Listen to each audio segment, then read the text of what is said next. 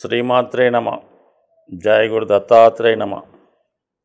ఈ వీడియోలో మనం వ్యాపారం నిర్వహిస్తున్నప్పుడు మీరు చేస్తున్నటువంటి వ్యాపారం ఎంత ముఖ్యమో ఆ వ్యాపార సంస్థ యొక్క వాస్తు కూడా అంతే ముఖ్యం.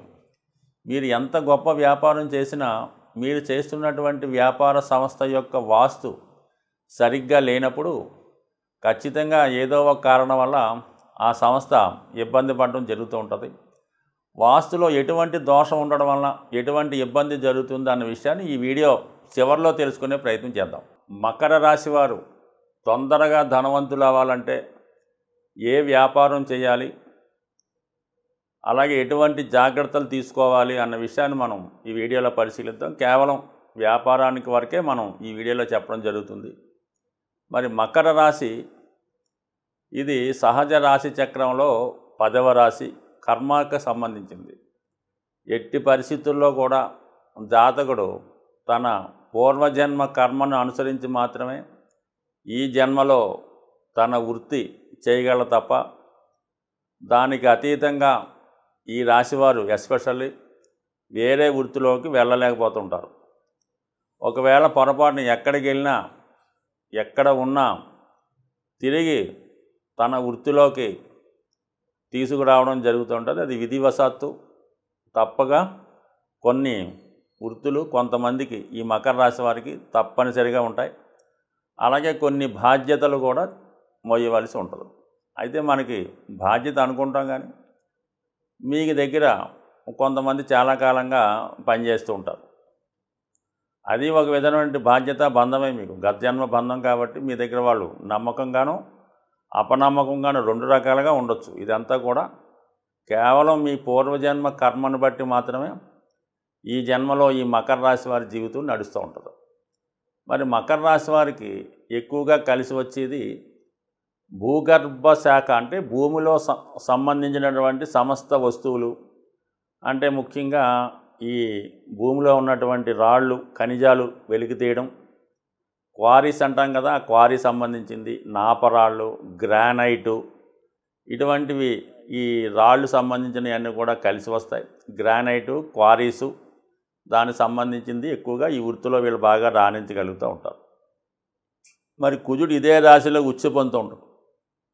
ఆ కారణం వల్ల ఈ భూములు సంబంధించినది, అంటే భూములు ఎందుకు పనికిరాని భూములు కొన్ని ఉంటాయి కదా, అంటే పనికిరానిది అనకూడదు, ఆ విధంగా అంటూ ఉంటారు. దాన్ని కొని దాన్ని చాలా శుభ్రంగా దాంట్లో ఉన్నటువంటి చెట్లు చేమలు రాళ్ళు గీళ్ళు అన్నీ తీసి పారేసి దాన్ని సారవంతమైన భూమిగా తయారు చేసి మళ్ళీ విక్రయిస్తుంటారు అన్నమాట. సో ఆ విధంగా భూముల ద్వారా వ్యాపారం చేయడం, భూముల్ని అభివృద్ధి చేయడం, అలాగే ఈ బుల్డోజర్లు అంటే పెద్ద పెద్ద ఈ భూమి దున్నుతూ ఉంటాయి, కొండల్ని పీకేస్తుంటాయి, భవనాలు పడగొడుతూ ఉంటాయి కదా, అటువంటి యంత్రాలు సంబంధించినది వీళ్ళకి కలిసి వస్తుంది. అలాగే ముఖ్యంగా పెట్రోల్ బంకులు అవ్వచ్చు, ఆయిల్ సంబంధించినది కూడా అవుతుంది.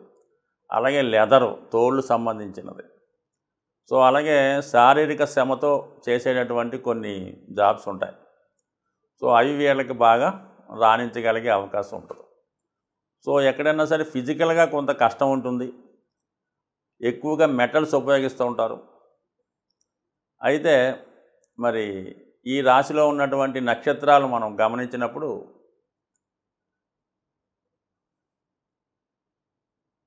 ఉత్తరాషాఢ, శ్రవణం, ధనిష్ట.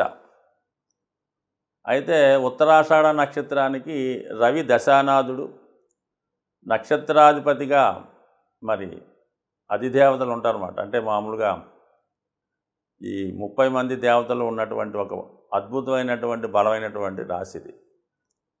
అంటే దీనికి ఈ రాశివారు మల్టీ టాలెంట్ కలిగి ఉంటారు ఈ నక్షత్ర జాతకులు. అందువలన చాలా రకాల వృత్తులు ఒకలే చేస్తూ ఉంటారు. అంటే ఒక వ్యాపార సంస్థ ఉంటుంది, అందులో ఆల్ ఇన్ వన్ ఒకటే చేస్తుంటాడు అనమాట. సుమారుగా ఏదో ఒక హోటల్ ఉందనుకుందాం, అందులో పిండి తయారు చేయడం, అట్లేయడం, అన్నీ మొత్తం డబ్బులు తీసుకోవడం, సప్లై చేయడం, అన్నీ ఆల్ ఇన్ వన్ చేస్తుంటారు. అలాగే మరి ఈ అన్ని రకాల వృత్తులు ఒకలే చేసి ఏదైతే చిన్న చిన్న సంస్థలు ఉంటాయో, ఈ ప్రింటింగ్ ప్రెస్లు అవ్వచ్చు, లేదంటే ఈ కారు మెకానిక్ షెడ్లు అవ్వచ్చు, మోటార్ మెకానిక్ షెడ్లు అవ్వచ్చు, సో కార్లు బాగా చేసే సంస్థ అవ్వచ్చు. ఈ విధంగా ఆల్ ఇన్ వన్ ఎక్కడైతే ఉంటుందో ఆ విధంగా అటువంటి వృత్తిలో వీళ్ళు బాగా రాణించగలుగుతూ ఉంటారు. సో అలాగే మరి ఈ తోపుడు బళ్ళు సంబంధించినవి, అలాగే క్యాషియర్ వాడే అమ్ముతూ ఉంటాడు, వాడే తోస్తూ ఉంటాడు.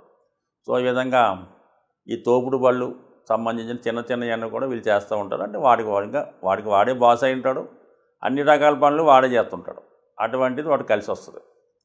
అయితే శ్రవణ నక్షత్రం అనేది చాలా టాప్గా ఉంటుంది. మళ్ళీ ఇందులో వీళ్ళు ఎక్కువగా మంచి నాలెడ్జ్ కలిగి ఉంటారు. వీళ్ళు ఎక్కువగా మరి మెటల్ సంబంధించిన స్టోర్సు, అంటే ఈ వంటకు ఉపయోగించే వంట పాత్రలతో తయారు చేసే ఫ్యాక్టరీ అవ్వచ్చు, దాన్ని అమ్మే షోరూమ్లు సేల్స్ అవ్వచ్చు, అలాగే పెట్రోల్ సంబంధించింది అవ్వచ్చు.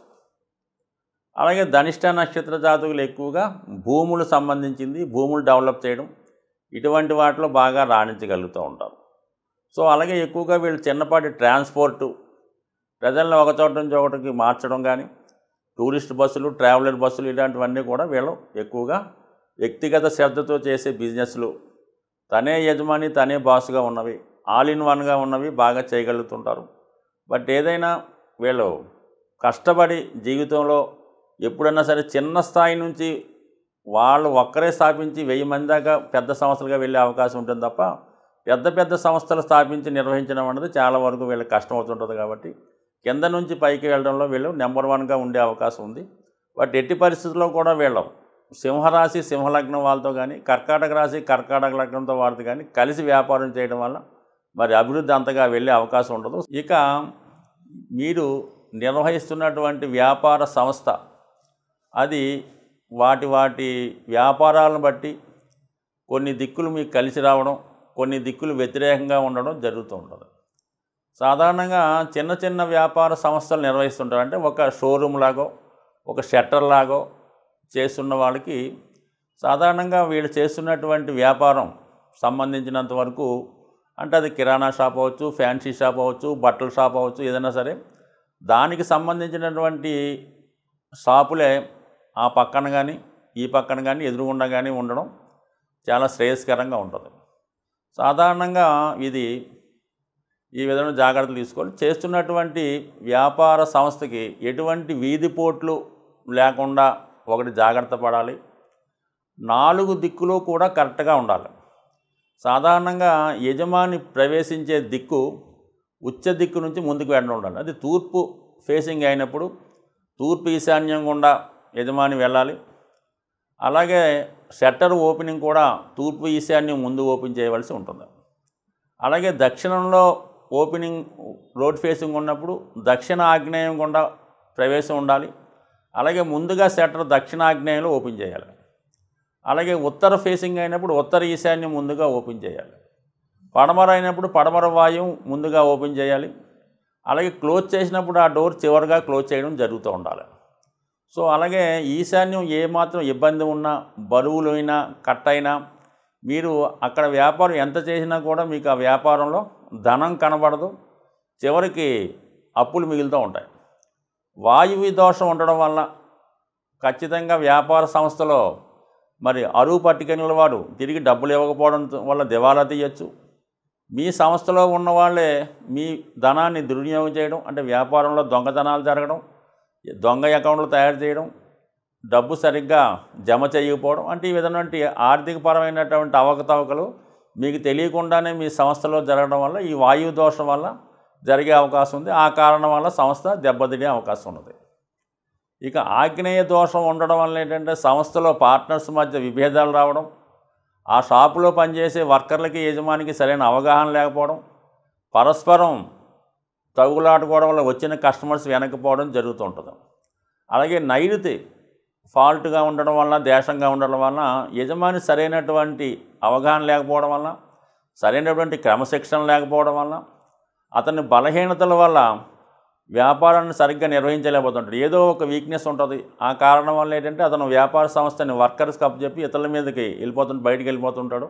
ఈలోగా వర్కర్స్ దాన్ని సవ్యంగా నిర్వహించలేకపోవడం వల్ల చివరికి ఆ వ్యాపార సంస్థ దివాళా తీసే అవకాశం ఉంటుంది. ఖచ్చితంగా మీరు చేసుకున్నటువంటి వ్యాపార సంస్థ కానీ, అది ఆఫీస్ కానీ, పెద్ద గోడౌన్ కానీ, పెద్ద ఫ్యాక్టరీ అయినా సరే ఏ మూలలో కూడా ఖచ్చితంగా ఈశాన్యం, ఆగ్నేయం, వాయువు అన్నీ ఖచ్చితంగా ఉండాలి. ఖచ్చితంగా మాత్రం తూర్పు ఓపెన్గా ఉండి మంచి విశాలంగా ఉండి తూర్పు అంతా ఖాళీగా ఉంటే ఆ యజమాని బాగా రాణించగలుగుతూ ఉంటాడు. ఉత్తరం బాగా ఉన్నప్పుడు ధనానికి ఇబ్బంది ఉండదు, కావలసినప్పుడు ధనం వస్తూ ఉంటుంది, దాన్ని తీరుస్తూ ఉంటాడు.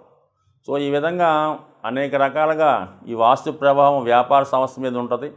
కానీ చాలా సందర్భాల్లో కొన్ని సందర్భాల్లో ఈ వ్యాపార సంస్థ యొక్క వాస్తు బాగులేనప్పుడు కూడా 2-3 సంవత్సరాల పాటు 4-5 సంవత్సరాల పాటు బాగా వెళ్తూ ఉంటుంది. కానీ సడన్గా ఆల్ ఆఫ్ ది సడన్గా ఏదో ఒక ప్రాబ్లం వల్ల ఆ సంస్థకి ఇబ్బంది కలగడం జరుగుతూ ఉంటుంది. సో అందువల్ల ఏంటంటే వాస్తు బాగున్నా కూడా మరి వాస్తు బాగులేనప్పుడు కూడా కొంతమందికి నడుస్తూ ఉంటాయి. అది కేవలం అది ఆ వ్యాపార యజమాని యొక్క అదృష్టాన్ని బట్టి ఆధారపడి ఉంటాయి. ఈ విధంగా ఖచ్చితంగా వ్యాపారం నిర్వహిస్తున్న వాళ్ళు చేస్తున్నటువంటి వ్యాపార సంస్థ వాస్తు, అలాగే వాళ్ళు ఉంటున్నటువంటి గృహ వాస్తు, అలాగే వాళ్ళు ఏదైనా స్థిరాస్తి కొనుక్కుంటే దాని వాస్తు అన్నీ కరెక్ట్గా పాటించినప్పుడు జాతకుడు దినదిన అభివృద్ధి చెంది బాగా సంపాదించే అవకాశం ఉంది. ఇదిగా ఏ విధమైన లోటు ఉన్నా ఖచ్చితంగా అది ఏదో ఒక రోజు ఏదో ఒకనాడు ఎవరి మీద ప్రభావం చూపించి ఇబ్బంది కలిగే అవకాశం ఉంటుంది. స్వస్తి.